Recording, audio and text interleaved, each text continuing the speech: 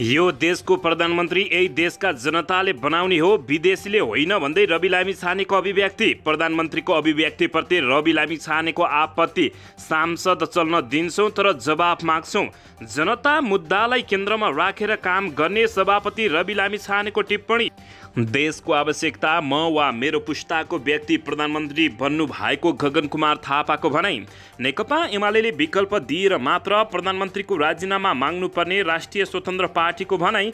लडाकु शिविर घोटला बाहिर आउने डरले माओवादी सत्ता बाहिर बस्न नसक्ने मुकुल ढकालको अभिव्यक्ति। हामीहरूले भ्रष्टाचारीहरूलाई हिर्काउँदा नेकपा एमालेलाई हिर्काए जस्तो हुन्छ भन्दै माओवादी केन्द्रका नेता राजन दाहालको टिप्पणी। सरकार यसरी नै चलिरह्यो भने 2084 सालमा काङ्ग्रेसले जोसँग मिले पनि पार्टीले नजित्ने भन्दै नेता प्रदीप पौडेलको अभिव्यक्ति। बोल्ने नेताहरूले नबोल्ने सभापतिलाई नचाहिने दोष आरोपण गरेको नेपाली काङ्ग्रेसका प्रचार विभाग प्रमुखको आरोप। मेल मिलापका नाममा जबरजस्ती हस्ताक्षर गराइएको भन्दै मिटर ब्याज पीडितहरूको गुनासो। हृदयघातका कारण नेकपा एस पाल्पाका अध्यक्ष पाण्डेको भयो निधन। एसई ग्रेड वृद्धि परीक्षा साउन 26 र 27 मा पुनर्योगको लागि साउन 5 गतेसम्म निवेदन दिन सकिने काठमाडौँ महानगरपालिकाले गर्यो। कक्षा 11 मा छात्रवृत्ति कोटाका लागि परीक्षा तालिका सार्वजनिक। पूर्व राजाको जन्मदिनमा रविन्द्र मिश्रको याचना। यो देशमा कोही नबस्ने भए छिट्टै राजगद्दीमा आइदिनु पर्यो। ललिता निवास प्रकरणका कुनै पनि दोषी छोड्दैनन्, पक्राउमा निर्देशन पर्खिनु पर्दैन भन्दै नारायण काजी श्रेष्ठको निर्देशन। म थाकेको छैन, फेरि काङ्ग्रेस संसदीय दलको नेता बन्छु र बदल्न लाग्छु भन्दै गगन कुमार थापाको स्पष्टोक्ति। अहिले नेकपा एमालेका लागि सत्ता प्रधान होइन भन्दै नेकपा एमालेका महासचिव शङ्कर पोखरेलको भनाइ। अज्ञात रोगले कालीकोटमा एकै गाउँमा 300 भन्दा बढी बिरामी। मकवानपुरमा ट्रक एक आपसमा ठोकिँदा 3 जनाको मृत्यु, ट्रक जलेर भयो ध्वस्त। स्वास्थ्य मन्त्री बस्नेत र प्रधान सेनापतिद्वारा मेलम्ची बेली ब्रिजको भयो उद्घाटन। सांसद अवरोध गरेर ओलीजीले सत्ताबाट झर्नु परेको छटपटी प्रयोग गर्नु खोजिरहनु भएको भन्दै घनश्याम भूषालको कटाक्ष। जन्मदिन मनाउने ज्ञानेन्द्र शाह अन्तै गएपछि निर्मल निवास पुगेका राज्यवादीहरू गेटबाटै फर्किए। र चलचित्र आदिपुरुषका लेखक मनोज मुस्तफिरले मागे माफी। एक्सनमा बालेन्द्र शाह। महानगरले निजी विद्यालयको छात्रवृत्तिका लागि गरिब परीक्षा तालिका सार्वजनिक के 27 बारे सम्पूर्ण जानकारी। आत्महत्याको घटना बढेकोमा गगन कुमार थापाको चिन्ता। आफैलाई प्रश्न गर्दै भने आखिर हामी कहाँ चुक्यौँ। पप्पू कन्स्ट्रक्सनको अर्को बदमासी पुल ठेक्का लिएर 9 वर्षमा प्रगति जम्मा 11%। अपराध अनुसन्धानमा प्रहरीको छलाङ। 3 महिनामै 3,500 फरार अभियुक्त पक्राउ।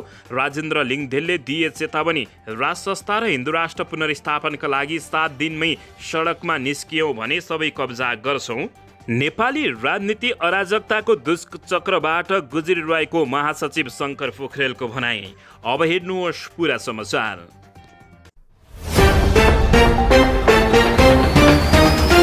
दर्शकबिन नमस्कार, तपाईहरू यति बेला युवा नेपाली युट्युब च्यानल हेर्दै हुनुहुन्छ। दर्शकबिन यदि हाम्रो च्यानल युवा नेपालीसँग अझै पनि सब्सक्राइब गरेर जोडिनु भएको छैन भने सब्सक्राइब गरी जोडिनु होला। साथै सँगै रहेको बेल आइकनलाई दबाउन पनि नभुल्नुहोला। दर्शक महानुभावहरू, तपाईँहरूले हामीलाई कहाँदेखि हेर्दै हुनुहुन्छ, कस्तो अवस्थामा हेर्दै हुनुहुन्छ, देशदेखि हेर्दै हुनुहुन्छ या विदेशदेखि हेर्दै हुनुहुन्छ। दर्शकबिन यदि तपाईँहरूले हामीलाई रेगुलर हेर्नुहुन्छ भने रेगुलर र पहिलो पटक हो भने पहिलोको पटक भनी कमेन्ट बक्समा गई कमेन्ट गर्न नभुल्नुहोला। आउनुहोस् दर्शक महानुभावहरू, आजको पहिलो खबरतर्फ लागौँ। दर्शकबिन राष्ट्रिय स्वतन्त्र पार्टीका अध्यक्ष रवि लामिछानेले भारतले प्रधानमन्त्री बनाएको हो भन्ने प्रधानमन्त्रीको अभिव्यक्तिप्रति कडा आपत्ति जनाएका छन्। काठमाडौँमा आयोजित एक कार्यक्रममा उनले प्रधानमन्त्रीले दिएको अभिव्यक्ति गैर जिम्मेवारीपूर्ण भएको र त्यसबारे सदनमा आएर जवाब दिनुपर्ने समेत बताएका छन्। प्रधानमन्त्रीले त्यस्तो गैर जिम्मेवारीपूर्ण अभिव्यक्ति दिनुभयो। उनले भने नेपाली जनताले निर्वाचित गरेर पठाएको नेपाली जनताले प्रधानमन्त्री बनाएको हो। हाम्रो हस्ताक्षर छ। भारतले प्रधानमन्त्री बनायो, कोही अमुक व्यक्ति प्रधानमन्त्री बनाउन हिँड्यो भन्ने अभिव्यक्ति दिँदा हामीले प्रधानमन्त्रीको जवाब माग्न मिल्दैन भन्दै उनले प्रश्न गरेका छन्। माग्छौँ हामी जवाब, उनले भने। त्यसपछि संसद चल्न दिँदैनौँ। सभामुखले राष्ट्रिय स्वतन्त्र पार्टीलाई बोल्न नदिएको भन्दै उनले आक्रोश समेत पोखेका छन्। अमुक भ्रष्टाचारको जरो उखेल्नु आफ्नो पार्टीको मुख्य लक्ष्य भएको समेत रवि लामिछानेले बताएका हुन्। उनले भने बालकोटमा पुस 10 गते सम्झौता हुँदा नै न्यूनतम साझा कार्यक्रमका आधारमा सरकारमा जाने निर्णय निर्णय भएको समेत बताएका छन्। उपसभामुख भने आफ्नो पार्टीले पाउनुपर्ने माग गरे भने आफूहरूले राखेको उनको भनाइरहेको छ। त्यस्तै आफ्नो पार्टीलाई विचारहीन पार्टी भनिएको भन्दै उनले आपत्ति जनाएका छन्। हामीसँग विचार र सिद्धान्त छैन भनेर भन्नेहरूलाई सुनिरहेका छौँ र 2वटा कानको प्रयोग पनि गरिरहेका छौँ। राष्ट्रिय स्वतन्त्र पार्टीका सभापति रवि लामिछानेले यो देशको प्रधानमन्त्री यही देशको जनताले बनाएको बताएका हुन्। दर्शकबिन यसैबीच यता नेपाली काङ्ग्रेसका महामन्त्री गगन कुमार थापाले आफू वा आफ्नो पुस्ताको व्यक्ति प्रधानमन्त्री बन्नु देशको अहिलेको आवश्यकता भएको उनले बताएका छन्। शनिबार काठमाडौँमा भएको एक कार्यक्रमलाई सम्बोधन गर्दै उनले आफू पुनः काङ्ग्रेसको संसदीय दलको नेता बदल्ने कुरामा लाग्ने र बदल्न सके आफू र आफ्नो पुस्ताको व्यक्तिलाई प्रधानमन्त्री बनाउने समेत उनले बताएका छन्। उनले नेपालमा अर्को प्रधानमन्त्री को बन्दैछ भन्ने कुरा सबै नेपालीहरूलाई पहिला नै थाहा हुने भइसकेको भन्दै अब पूर्व प्रधानमन्त्री पुनः प्रधानमन्त्री बन्ने कुरा रोक्न सक्नुपर्ने समेत गगन थापाले बताएका छन्। उनले आफू संसदीय दलको नेता बदल्ने कुरामा नथाकेको समेत स्पष्ट दिएका छन्। संसदीय दलको नेता बनेर प्रधानमन्त्री बन्ने कुरा दलभित्रैबाट सम्भव भएकाले त्यसमा आफू लागि पर्ने समेत उनको भनाइरहेको छ। यसैबीच नेपालमा यो पछि अर्को प्रधानमन्त्री को बन्दैछ भन्ने कुरा एउटा मानिसले सहजै पत्ता लगाउन सक्छ। उनले भने किनभने यो पार्टीबाट को बन्दैछ भन्ने कुरा पहिल्यै थाहा छ। यो नभई यो भूतपूर्व प्रधानमन्त्री बन्छ त्यसले कल्पना पनि गर्न सक्दैन कि नेपालमा नयाँ प्रधानमन्त्री बन्न सक्छ, किनभने प्रधानमन्त्री बन्ने कुरा भूतपूर्व क्लब जस्तै हुने जस्तो नेपालमा भएको भन्दै उनले भने म नेपाली काङ्ग्रेसको सांसद हुँ, यो बदल्नु पर्दछ भनेर नै संसदीय दलको नेता हुने कोसिस गरेको हुँ। मैले सबै साथीहरूको मन चित्त र त बुझाउन सकिनँ, तर म थाकेको छैन, हारेको छैन। नेपाली काङ्ग्रेसबाट भूतपूर्व भएको प्रधानमन्त्री काङ्ग्रेसले पछि प्रधानमन्त्री बनाउन पाएको बेलामा बनाउनु हुँदैन, त्यसकारणले गर्दा फेरि काङ्ग्रेसको संसदीय दलको नेता बदल्ने कुरामा म लाग्ने गगन कुमार थापाले बताएका छन्। सके बदल्छु, त्यसलाई बदल्छु, सके आफू बन्छु उनले भने, नसके अर्कोलाई बनाउँछु तर बदल्छु भन्नेमा आफू अडिग रहेको समेत उनले स्पष्टीकरण दिएका छन्। दर्शकबिन यसैबीच यता राष्ट्रिय स्वतन्त्र पार्टी रासपाका महामन्त्री तथा प्रवक्ता मुकुल ढकालले प्रधानमन्त्रीको अभिव्यक्तिको आधारमा नेकपा एमाले प्रधानमन्त्रीको राजीनामा मागे पनि राष्ट्रिय स्वतन्त्र पार्टीले राजीनामा नमागेको स्पष्ट पारेका छन्।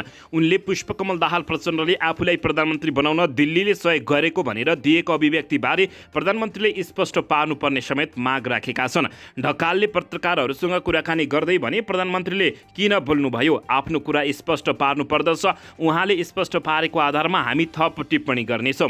नेता ढकालले नेकपा एमाले नेपालको संविधानको मर्म अनुसार विकल्प बिना प्रधानमन्त्रीको राजीनामा माग्न नहुने जिकिर गरेका छन्। उनले भने यो कुरा नेकपा एमाले बुझ्नु पर्दछ, प्रधानमन्त्री राजीनामा माग्दा विकल्प दिनुपर्छ, नत्र राजीनामा माग्न हुँदैन, ढकालले भनेका छन्। महामन्त्री ढकालले काङ्ग्रेस नेकपा एमालेलाई मिलेर सरकार बनाउन पनि सुझाव दिएका छन्। ढकालले भने माओवादी सरकारमा टाँसिरहन्छ, काङ्ग्रेस नेकपा एमाले र माओवादी मिलेर सरकार बनाउनु हो भने राष्ट्रिय स्वतन्त्र पार्टी प्रतिपक्षमा बस्छ। 2079 को निर्वाचनको जनमत र जनआदेश पनि यही भएको उनले बताएका छन्। दर्शकबिन यसैबीच उनले लडाकु शिविर घोटला बाहिर आउने डरले माओवादी केन्द्र सत्ता बाहिर बस्नु परेको उनले टिप्पणी गरेका छन्। मुकुल ढकालले नेकपा माओवादी केन्द्र लडाकु शिविर घोटला काण्ड बाहिर आउने डरले पनि सत्ता बाहिर बस्न नसकेको आरोप लगाएका छन्। उनले 2064 साल यता माओवादीले एक दिन पनि सरकार नछोडेको बताउँदै शिविर घोटला बाहिर आउने डर माओवादीका नेताहरूमा रहेको उनले दावी गरेका छन्। पार्टीको प्रदेश स्तरीय प्रशिक्षण कार्यक्रममा भैरवा आएका ढकालले पत्रकारहरूसँग कुराकानी गर्दै कहिले कोसँग कहिले कुन दलसँग मिलेर माओवादी सरकारमा बसिरहेको छ, माओवादीले सरकार छाड्दैन। उनले भने काङ्ग्रेस एमाले र माओवादी मिलेर सरकार बनाए रासपा प्रतिपक्षमा बस्छ। उनले भने लडाकु शिविर घोटला बाहिर आउने डरले माओवादी सत्ता बाहिर बस्न नसकेको टिप्पणी गरेका छन्। दर्शकबिन यसैबीच यता नेपाली काङ्ग्रेसका नेता प्रदीप पौडेलले सरकार यसरी नै चलिरहने हो भने 2084 सालमा जुन पार्टीसँग मिले पनि नेपाली काङ्ग्रेसले निर्वाचन जित्न नसक्ने बताएका छन्। शनिबार काठमाडौँमा आयोजित एक कार्यक्रमलाई सम्बोधन गर्दै नेता पौडेलले अहिले काङ्ग्रेस सरकारमा भएको ठाउँमा राम्रा काम गरेर जनतालाई विश्वास दिन सके मात्र 2084 सालमा काङ्ग्रेस कुनै पनि नयाँ पार्टीहरूबाट डराउनु नपर्ने बताएका छन्। हामी जुन सरकारमा छौँ ती सरकारमा सुशासनको पक्षमा भ्रष्टाचारको विपक्षमा छन्। जनतालाई डेलिभर गर्न चाहन्छन् भनी म्यासेज हामीले दिन सक्यौँ भने 2084 सालको चुनावमा कसैसँग मिल्नु पर्दैन। एक्लै चुनाव जितिन्छ, कसैसँग डराउनु पर्दैन। उनले भने हामीले अहिले सरकारमा रहेका ठाउँमा जनताको निमित्त काम गरेर देखायौँ भने 2084 सालको चुनावमा जो नयाँ आए पनि हामीलाई कसैले केही गर्न सक्दैन। सरकार यसरी नै चलिरहने हो भने 2084 सालमा जोसँग मिले पनि हामीले चुनाव जित्न सक्दैनौँ। त्यसैले मुख्य कुरा मिसन 84 हो भने हामीले जहाँबाट 84लाई मिसन बनाउनु पर्ने हो त्यहाँबाट बनाऊ, उनले बताएका हुन्। नेता प्रदीप पौडेलले सामाजिक सञ्जालमा रेस उड्दैमा पार्टीका लागि र पार्टीका नेताका बारेमा नराम्रो नलेख्न आग्रह पनि गरेका छन्। पार्टी र पार्टीका नेताका बारेमा राम्रो कुरा लेख्नुपर्ने उनको भनाइरहेको छ। नेता पौडेलले चुनावका बेला प्रतिस्पर्धाले सोही पार्टीका विरुद्धमा लेखेको प्रमाण देखाएर टिकट लिएर जाने गरेको भन्दै आफ्नो प्रमाण आफैले पेश गर्ने काम नगर्न समेत आग्रह गरेका छन्। दर्शक महानुभावहरू, यसैबीच यता नेपाल कम्युनिस्ट पार्टी एकीकृत समाजवादी पार्टी पाल्पाका जिल्ला अध्यक्ष खिमानन्द पाण्डे कमलको मृत्यु भएको छ। बगनासकाली गाउँपालिका 1 पिप्ले स्थित घरबाट उपचारका लागि लुम्बिनी मेडिकल कलेज प्रवास लैजाने क्रममा बाटोमै उनको मृत्यु भएको जानकारी प्राप्त भएको छ। हृदयघातका कारण नेकपा एस पाल्पाका अध्यक्ष पाण्डेको निधन भएको हो। शुक्रबार साँझ 6:15 हृदयघात भई 52 वर्षीय पाण्डेको उपचारका लागि लुम्बिनी मेडिकल कलेज लगिएकोमा 6:45 बजे अस्पतालले मृत्यु घोषणा गरेको पारिवारिक स्रोतले जानकारी दिएको छ। पाण्डेका 2 छोरा र श्रीमती छन्। पाण्डेको 26 वर्षीय महिलाले छोराको पनि गत वर्ष हृदयघातबाटै मृत्यु भएको थियो। पूर्व नेकपा एमाले पाल्पाको उपसचिव रहेका पाण्डे पाल्पामा सरल र स्वच्छ छवि बनाएका नेतामा पर्ने गरेका छन्। दर्शकबिन, यसैबीच यता पूर्व राजाको जन्मदिनमा रविन्द्र मिश्रले याचना गरेका छन्। यो देशमा कोही नबस्ने भए छिट्टै राजगद्दीमा आइदिनुहोस् भनेका हुन्। राप्रपाका वरिष्ठ उपाध्यक्ष रविन्द्र मिश्रले पूर्व राजा ज्ञानेन्द्र शाहलाई चाँडै राजगद्दीमा देख्न पाइयोस् भन्दै प्रार्थना गरेका छन्। ज्ञानेन्द्रको जन्मदिनको अवसर पारेर मिश्रले फेसबुक मार्फत उनलाई फर्किन आग्रह गरेका हुन्। उनले देश सङ्कट उन्मुख छैन भन्ने हजार तर्क गर्नेका सन्तान अपवाद बाहेक केही पनि नेपाल बस्नेवाला छैनन्। उनले भने नभएका भन्दै ज्ञानेन्द्र शाहीलाई देश बचाउने आग्रह गरेका छन्। उनले लेखेका छन्, राजा, राजनीतिक दल र जनताले आफ्नो ठाउँबाट जानेर नजानेर गरेको गल्तीका लागि एक आपसीलाई माफी दिँदै नवीन समझदारीमा नपुग्ने हो भने यो देशले धेरै ठुलो मूल्य चुकाउनु पर्ने बाँकी नै छ। यसैले पूर्व राजाको जन्मदिनमा रविन्द्र मिश्रले प्रार्थना गर्दै यो देशमा कोही नबस्ने भए छिट्टै राजगद्दीमा आइदिनुहोस् भन्दै पूर्व राजा ज्ञानेन्द्र शाहलाई उनले आग्रह गरेका छन्। दर्शकबिन, यसैबीच यता अहिले नेकपा एमालेका लागि सत्ता प्रधान होइन भन्दै नेकपा एमालेका नेताले बताएका छन्। प्रमुख प्रतिपक्षी दल नेकपा एमालेका महासचिव शङ्कर पोखरेलले पार्टीको प्राथमिकतामा सत्ता नरहेको बताएका छन्। बलियो राजनीतिक शक्ति निर्माण गरेर मात्रै मुलुक निर्माण गर्न सकिने निष्कर्षका साथ नेकपा एमाले अगाडि बढिरहेको महासचिव पोखरेलको भनाइरहेको छ। काठमाडौँमा शनिबार आयोजित पार्टीको कार्यक्रममा महासचिव पोखरेलले कमजोरीहरूको सहकार्यबाट राष्ट्र निर्माण हुन नसक्ने निष्कर्षसहित बलियो शक्ति निर्माणमा लागेको बताएका छन्। यसैबीच नेकपा एमाले सत्ता प्राप्तिका लागि प्राथमिकतामा नराखी शक्ति निर्माणमा जुटेको उनको भनाइरहेको छ। अहिले हाम्रा लागि सत्ता प्रधान होइन, उनले भने हाम्रा लागि राष्ट्रको भविष्य प्रधान हो। अब यो राष्ट्र निर्माण गर्नका लागि कमजोरीहरूको सहकार्यबाट राष्ट्रको निर्माण हुनै सक्दैन।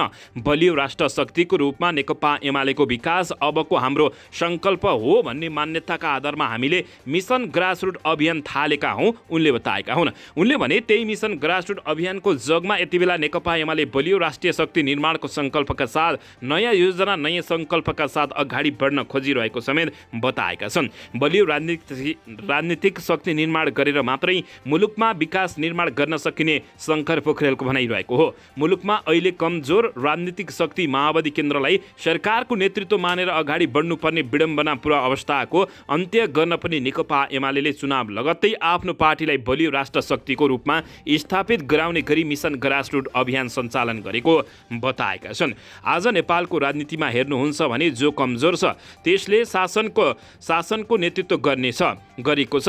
के जनताको जनादेश त्यही हो त? आज प्रतिनिधि सभामा हेर्नुहोस् हुन्छ भने नेपाली काङ्ग्रेस पहिलो दल छ, एमाले दोस्रो छ, माओवादी धेरै तल तेस्रो दलका रूपमा रहेको छ। तर सरकारको नेतृत्व कसले गर्दैछ? तेस्रो दलले गर्दैछ। यो देशको लागि विडम्बना भएको समेत नेकपा एमालेका नेता शङ्कर पोखरेलले टिप्पणी गरेका छन्।